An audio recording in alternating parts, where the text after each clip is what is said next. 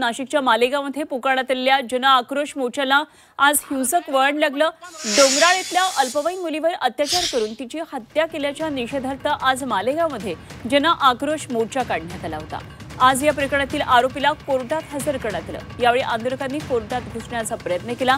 काही आंदोलकांनी दुकानांची तोडफोड सुद्धा करण्याचा प्रयत्न केला आणि त्यामुळे या आंदोलकांना पांगवण्यासाठी पोलिसांनी आंदोलकांवर सौम्य लाठीचार्ज केला। मालेगावमध्ये दृश्य आहेत। मालेगावमध्ये आज जन आक्रोश मोर्चा काढण्यात आला होता। डोंगराळ गावामध्ये एका चिमुकलीवर अत्याचाराची अत्यंत दुर्दैवी घटना घडलेली होती। यातल्या आरोपीला तातडीने पकडण्यात आलेलं होतं, मात्र आरोपी विरोधातला हा रोष आहे। आरोपीला फाशीची शिक्षा देण्यात यावी अशी मागणी होती।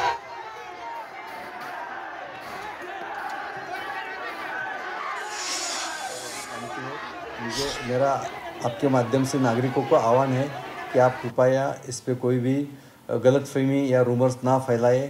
अगर आपके पास कुछ ऐसी जानकारी आती है तो कृपया करके कंट्रोल रूम को या 112 को फ़ोन करके आप इन्फॉर्मेशन लीजिए, लेकिन गलतफहमी पे भरोसा ध्यान मत दीजिए, विश्वास ना रखिए और गलतफहमी ना फैलाइए, स्पेशली सोशल मीडिया के माध्यम से।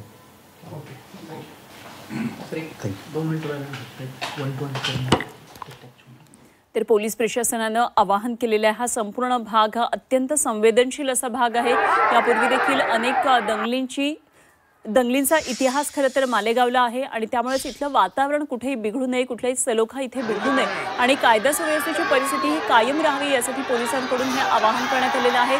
सोशल मीडियावरून विशेषतः ज्या अफवा पसरवतात, व्हिडिओ पसरवतात त्या संदर्भात पोलिसांनी याबाबत आवाहन केलेले आहे। असे कुठलेही व्हिडिओ शेअर करू नका आणि अफवा कृपया पसरवू नका असं पोलिसांनी हे आवाहन केलेलं आहे। मालेगावमध्ये सध्या एक वेगळ्या प्रकारचं तणावपूर्ण हे वातावरण दिसतंय। खरं तर वातावरण एका आरोपीला फाशीची शिक्षा द्यावी यासाठी हे आंदोलन केलेलं होतं, मात्र या दृश्यांमध्ये आपल्याला एका बाजूला पाहतोय जन आक्रोश मोर्चाला आज हिंसक वळण लागलं। बॅरिकेड्स पोलिसांनी लावलेली होती। ही बॅरिकेड्स सुद्धा